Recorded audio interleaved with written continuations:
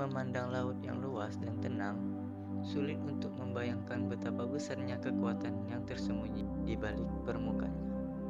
Tapi, apakah laut itu begitu berbahaya? Mari kita selami misterinya.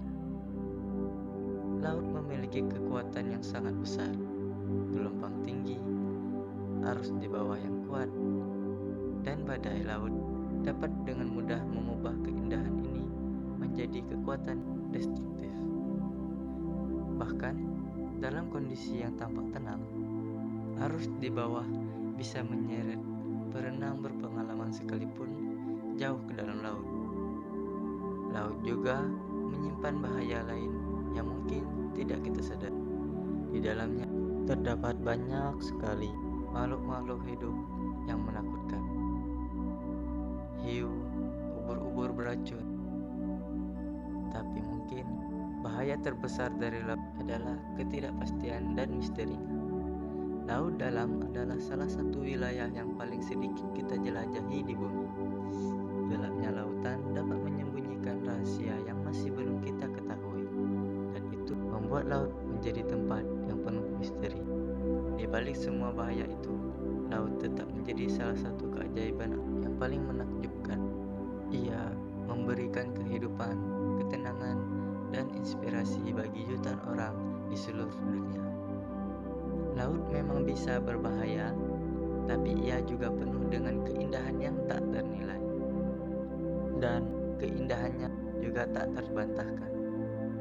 Ini adalah tempat di mana kekuatan alam dan keajaiban bertemu. Dalam legenda Skandinavia atau dalam mitologi Norse, laut memiliki sebuah misteri di dalamnya yang biasa disebut dengan kraken. Kraken adalah monster laut raksasa yang digambarkan sebagai makhluk yang menyerupai gurita atau cumi-cumi raksasa.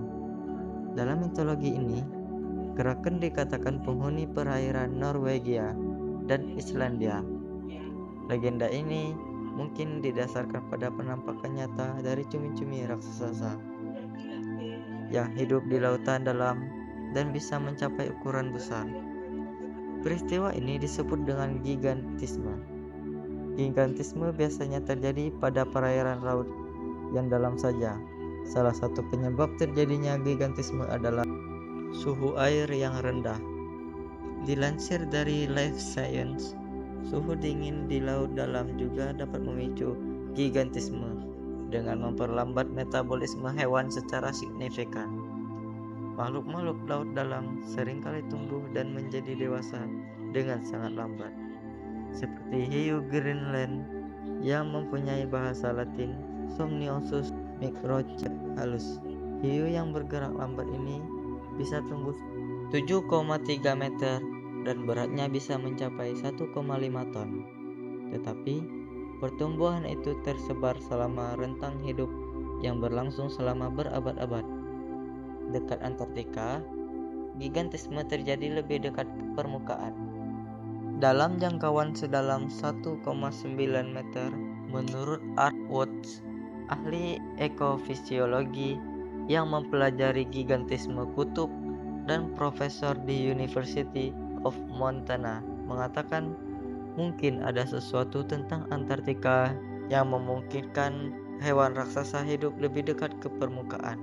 Woods berpendapat bahwa gigantisme di Antartika dapat dikaitkan dengan suplai oksigen dan perairan dingin yang mengelilingi benua tersebut.